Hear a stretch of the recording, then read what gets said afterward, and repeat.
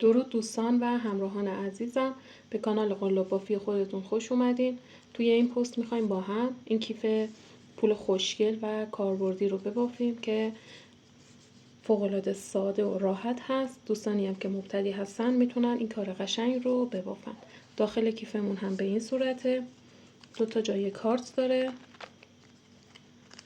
و این قسمت هم شما میتونید پول یا گوشیتون رو داخلش قرار بدید. لوازمی که ما برای بافت این کیف نیاز داریم مکرمه هست. حالا میتونید مکرمه پلی استر، کتان، تک سوزنه، 2 سوزنه یا 3 سوزنه استفاده کنید. قلاب متناسب با نخ و با دست خودتون، مگنت و یک مارک تزیینی برای بافت این کیف ما نیاز داریم. اندازه ها کاملا به سانت گفته شده، پس شما با خیال راحت از هر نخی که دوست دارین میتونین استفاده کنین و این کیف خوشگل رو ببافین. برای شروع بافت ما به اندازه 17 سانت زنجیره میزنیم. فرقی نمیکنه که از چه نخی بخواین استفاده کنین، چون آموزش کاملا به سانت گفته میشه که به راحتی بتونید از هر نخی که مد نظرتون هست این کیف رو ببافید. خب به اندازه 17 سانت زنجیره میزنیم.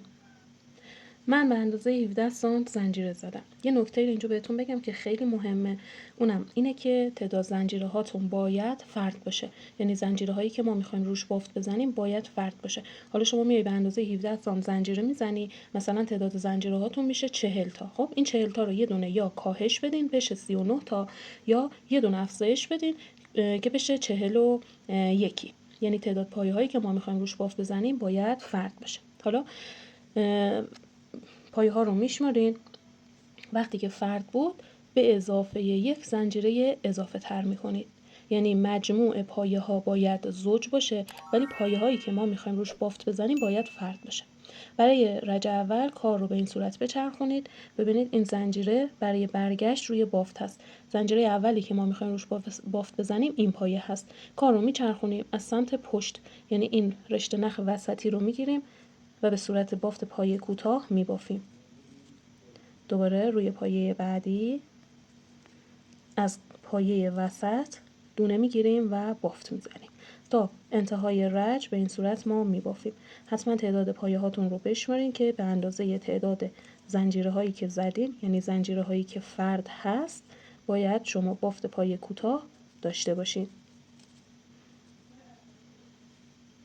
خب به انتهای رج که رسیدین 1 زنجیره میزنین، کار رو میچرخونین و شروع میکنین روی پایه کوتاهای رج قبل رو دوباره بافت پایه کوتاه میبافین. قلاب رو زیر این 2 گندمی میبرین و بافت میزنین.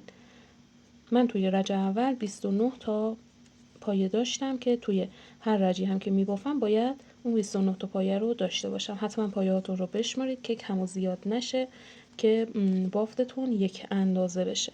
ما این بافت رو به اندازه 9 سانت میبافیم.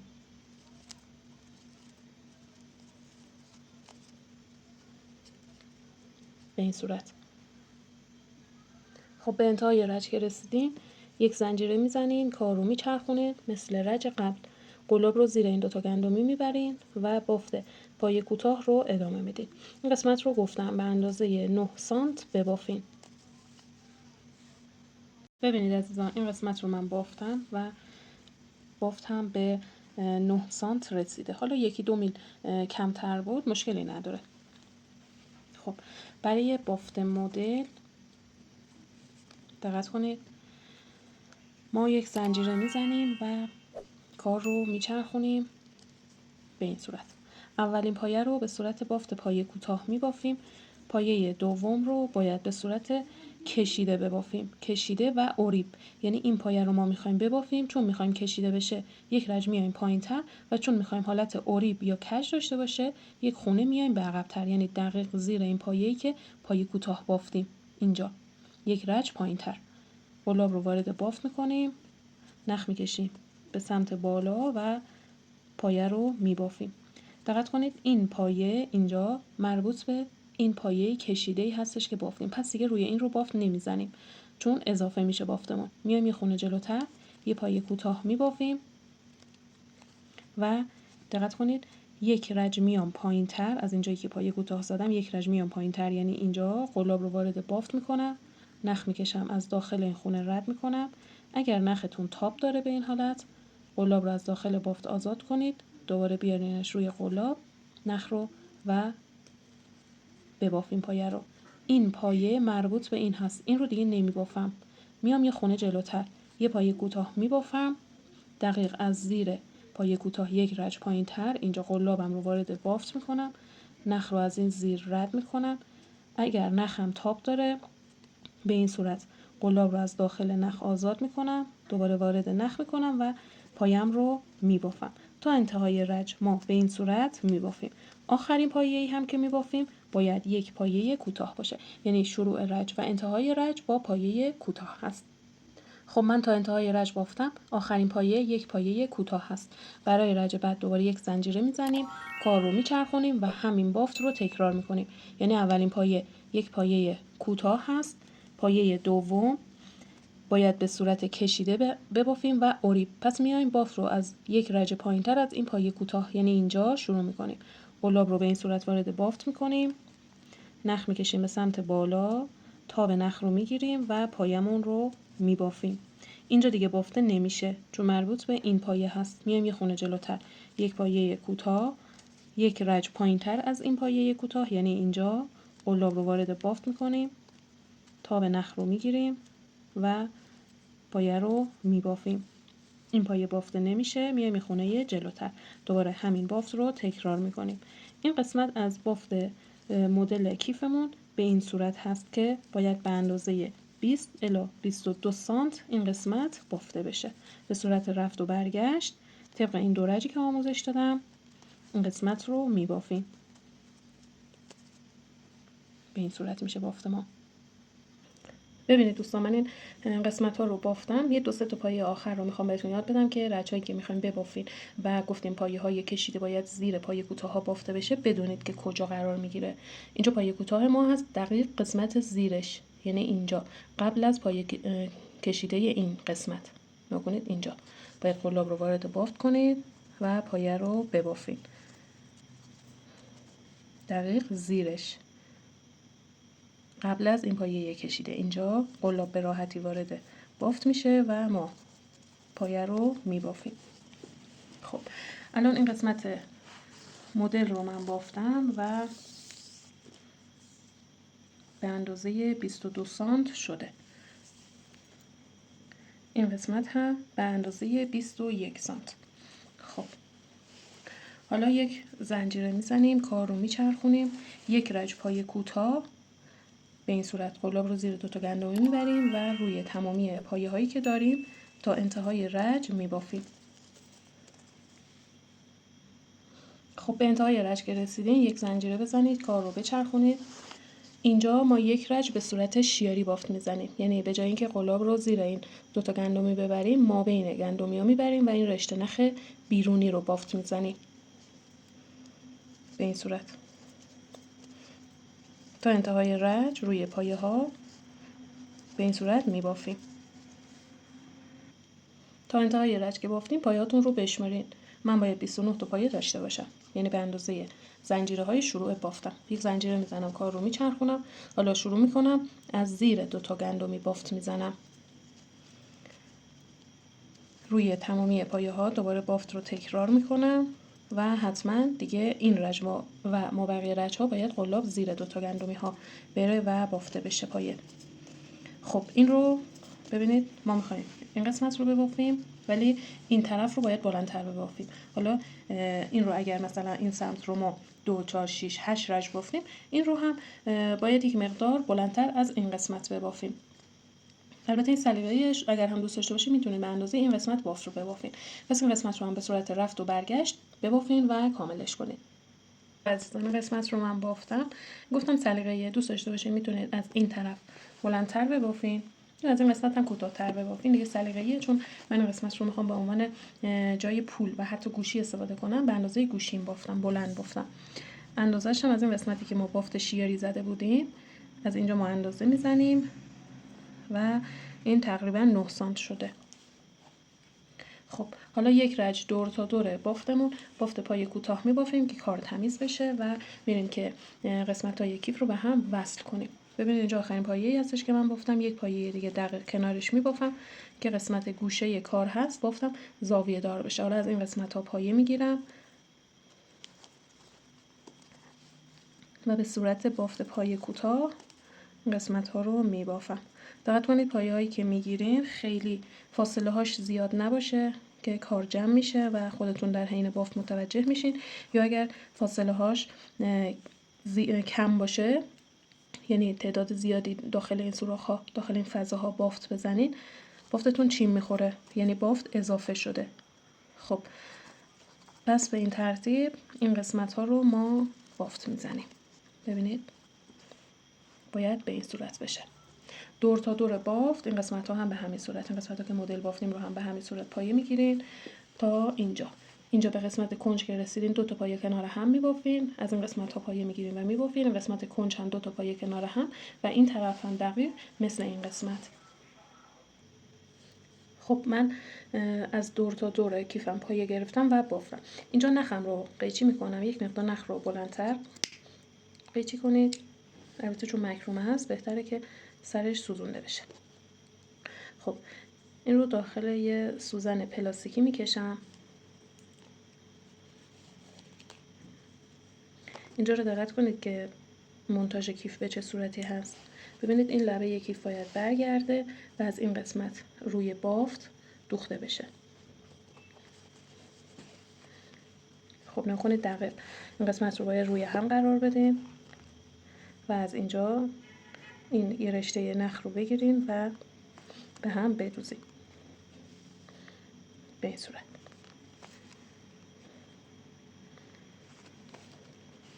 تا این قسمت پایین این کار رو انجام میدین. خب تا قسمت پایین که دوختین سوزن رو به این صورت وارد بافت کنید که به سمت داخل کیف برگرده. بعد از سمت داخل از لابلای یکی دو تا از این پایه ها رد میکنید که کاملا سفت بشه و سرش رو میسوزونید و به کیف میچسبونید.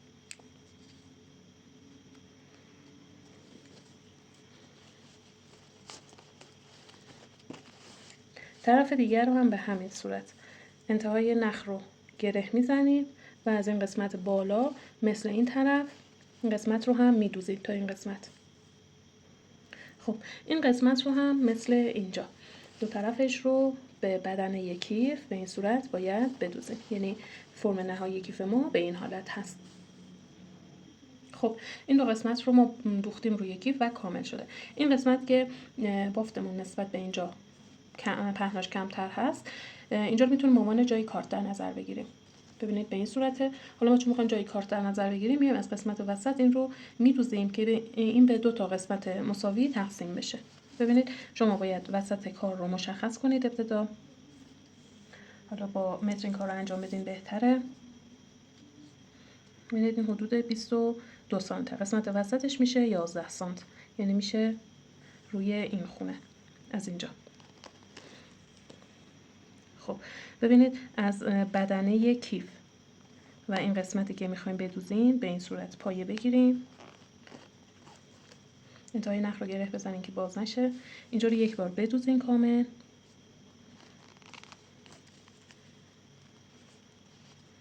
به این صورت. بعد یک پایه از قسمت بدنه کیف بگیرید، یک پایه هم از قسمت از این قسمت بگیرید، یک پایه هم از قسمت بدنه. نکنید به این صورت باید سوزن رو وارد بافت کنید، یک مقدار بیایم پایین تر، یه رشته نخ از بدنه کیف بگیریم و بعد هم از سمت این قسمت به این صورت.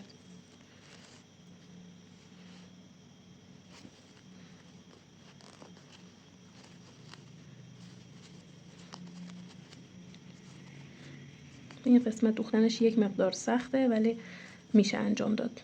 کافیه که از قسمت زیر کیف یعنی بدنه پایه بگیرین و این قسمت ها رو بدوزین.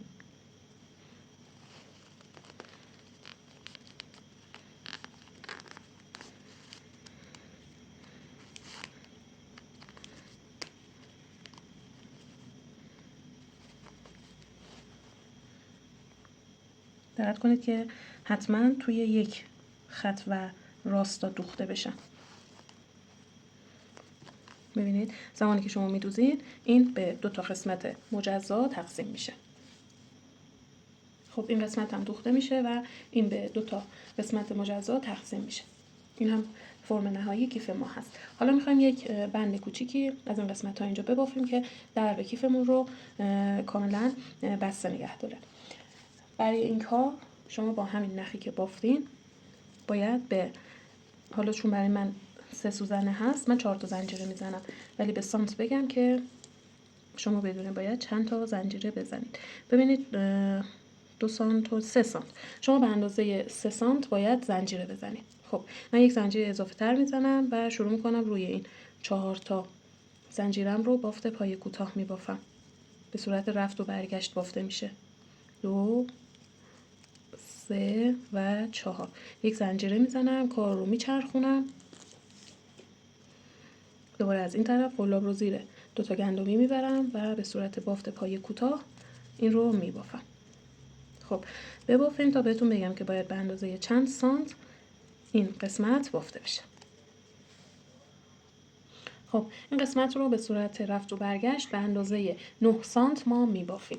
حالا شروع میکنیم یک رج دور تا دور پایه بافت میزنیم که کارمون تمیز بشه. اینجا آخرین پایه‌ای هست که من بافتم، یه پایه دیگه دقیق کنار همین میبافم. خب از این قسمت ها پایه میگیرم، مثل بدنه کیف که دور تا دورش رو بافت زدیم این قسمت هم به همین صورت از اینجا هم پایه میگیریم و میبافیم. دقت کنید به قسمت های گوشه که میرسین حتما باید 2 تا پایه کنار هم ببافین. به اینجا که رسیدین 2 تا پایه، اینجا هم 2 تا پایه، قسمت ها رو هم میبافین تا اینجا. خب بافت که کامل شد نخ رو قیچی کنید، نختون رو بلندتر قیچی کنید. از داخل بافت این رو باید آزاد کنید و داخل سوزن پلاستیکی بکشید. به این صورت. خب حالا این به کجای کیفمون وصل میشه؟ ببینید ما از قسمت پشت کیف زمانی که این بدنه رو تکمیل کرده بودیم، این قسمت رو می‌خواستیم ببافیم، یک رج شیاری بافته بودیم. ما باید این قسمت درب کیف رو هم به قسمت شیاری کیف وصل کنیم. قسمت مرکز کار رو پیدا می‌کنید، یعنی قسمت وسط رو به این صورت.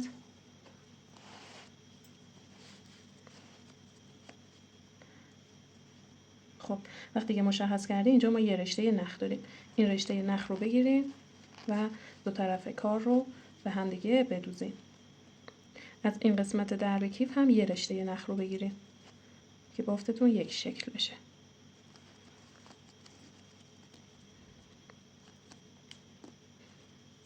به این صورت.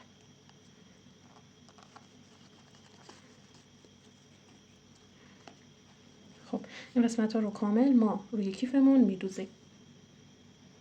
خب این قسمت رو که دوختیم ببینید به این صورت روی کیفمون قرار میگیره. حالا برای این قسمت که روی بدنه کیف فیکس بشه ما از مگنت استفاده میکنیم، از این مگنت های کوچیک که یک قسمت به بدنه کیف وصل میشه، یک قسمت هم به قسمت در. برای اینجا نگاه کنید باید مگنت رو به این حالت روی بافت قرار بدیم، پایه ها به سمت بیرون برگرده. این بست ها رو روی پایه ها قرار میدین و بست ها رو حالا با قلاب یا هر ابزار دیگه باید به سمت مخالف بچرخونید که اینا یعنی مگنت روی بافت فیکس بشه. خب این قسمت روی درب کیف وصل میشه، یک طرف هم روی بدنه. دقت کنید که این درب رو خیلی به سمت پایین نکشید، یک مقدار آزادتر باشه، چون زمانی که حالا وسیله گوشی چیزی داخلش میذارید این درب خیلی کشیده نشه. جاش رو که مشخص کردین مگنت رو روی بافت قرار میدین به این صورت. حالا از سمت داخل نکنه اینجا چون دوخت زده است زیاد نمیشه توی فیلم بهتون نشون بدم، ولی از سمت داخل پایه های مگنت رو مثل این قسمت به سمت داخل برگردونید، بست رو روش قرار بدین و فیکسش کنین. خب بعد از اینکه مگنت رو وصل کردیم ببینید کار به این صورت میشه. و برای اینکه پایه های مگنت از سمت بیرون کیف مشخص نشه از این مارکای تزئینی استفاده میکنیم که از این قسمت پایه دارن و روی بافت فیکس میشن. این رو به این حالت روی بافت قرار میدیم که این قسمت مگنت هم کاملا بره زیرش. بعد پایه ها رو به سمت مخالف میچرخونیم.